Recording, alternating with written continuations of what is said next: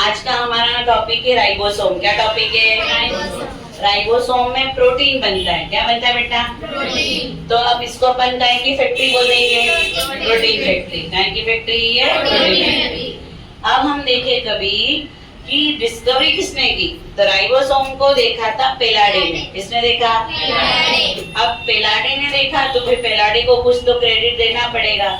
तो फिर राइबोसोम का नाम हमने रख दिया पेलाडे पार्टिकल। क्या रख दिया बेटा? पेलाडे पार्टिकल। अब उसके बाद में ये जो राइबोसोम होता है, न्यूक्लियस के अंदर तुम कभी देखो तो और एक न्यूक्लियस दिखता है जिसको बोलते हैं न्यूक्लियोलस। क्या बोलते हैं? न्यूक्लियोलस।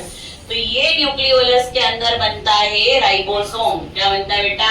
राइबोसोम। इसीलिए हमने लिखा कि फॉर्म्ड बाय न्यूक्लियोलस। अब राइबोसोम खुद क्या बना रहा है बेटा? प्रोटीन। क्या बना रहा? प्रोटीन। ये राइबोसोम बना होता है आरएनए और प्रोटीन से। कैसे बना होता है? आरएनए और प्रोटीन। इसीलिए हमने लिखा कि राइबोसोम क्या है? Ribo nucleo protein particle. कि राइबोसोम क्या है? Ribo nucleo protein particle. अब हमने देखा कि भाई कुछ सेल ऑर्गेनेल में मेम्ब्रेन है, कुछ में मेम्ब्रेन। अब न्यूक्लियोलस के पास ही मेम्ब्रेन नहीं है तो क्या राइबोसोम में मेम्ब्रेन रहेगी? नहीं। तो इसीलिए हमने लिखा कि राइबोसोम मेम्ब्रेन लेस है। क्या है बेटा? Membraneless. Membraneless smallest cell organelle है, सबसे छोटा। सेल में जितने भी सेल ऑर्गेनेल है सबसे छोटा कौन होता है? तो राइबोसोम। फिर उसके बाद में अपन देखे कभी इसके फंक्शन की बात करें तो क्या फंक्शन लिखा हमने? Protein synthesis. इवन ये नीट की एग्जाम में भी आ चुका है, 9th 11th में भी पूछते हैं कि विच organelle involve in protein synthesis. तो क्या लिखोगे? राइबोसोम। क्या लिखोगे? राइबोसोम। अब राइबोसोम के दो टाइप है। स्वेडबर्ग ने बोला कि भाई राइबोसोम कितने टाइप का है? दो। 70S और 80S। 70S किस में रहता है? प्रोकैरियोटिक सेल में, क्लोरोप्लास्ट और माइटोकॉन्ड्रिया। कि माइटोकॉन्ड्रिया, क्लोरोप्लास्ट और प्रोकैरियोटिक सेल में कौन सा राइबोसोम है? तो कौन सा है? 70S। दूसरा राइबोसोम कौन सा है बेटा? 80S। एस ही लिखना, नहीं तो कुछ बच्चे 5 लिख देते हैं। तो 80S और 70S।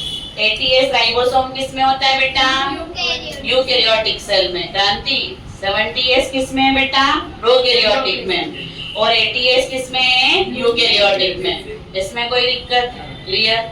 अब इसके स्ट्रक्चर भी देख सकते हो कि अपन देखे कभी बेटा 70S में दो चीजें है, एक 50S और एक 30S। वैसे ही 80S में भी दो है, 60S और 40S। तो ये इसकी सब यूनिट है। 70S की दो सब यूनिट है, 50 और 30।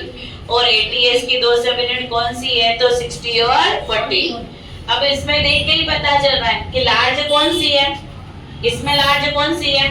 50। और इधर लार्ज कौन सी है? 60। स्मॉल कौन सी है बेटा? 30। और 80 की स्मॉल क्या है? 40। अब जैसे हमको कॉपी में कोई चीज चिपकानी है तो अपन फेविकोल का, फेविक्विक का यूज करते हैं। अब ये दोनों सब यूनिट को जोड़ना है तो यहाँ पे फेविकोल क्या है? तो यहाँ पे दोनों को जोड़ने का काम करता है मैग्नीशियम आयन। कौन जोड़ता है बेटा? तो इनका फेविकोल कौन है? Magnesium ion. अब अकेला था तो राइबोसोम। फिर उसके बाद में ग्रुप बना लिया। क्या बना लिया बेटा? ग्रुप। तो ग्रुप ऑफ राइबोसोम को हम बोलते हैं पोलीसोम। क्या बोलते हैं बेटा? पोलीसोम। या उसी को बोलते हैं पोली राइबोसोम। क्या बोलते हैं बेटा? पोली राइबोसोम। तो तुम इसका फंक्शन अच्छे से याद रखना कि राइबोसोम क्या करता है? Protein synthesis. क्या करता है बेटा? इसीलिए राइबोसोम को हमने किसकी फैक्ट्री बोला? Protein factory. क्या बोला बेटा? Protein factory. Thank you.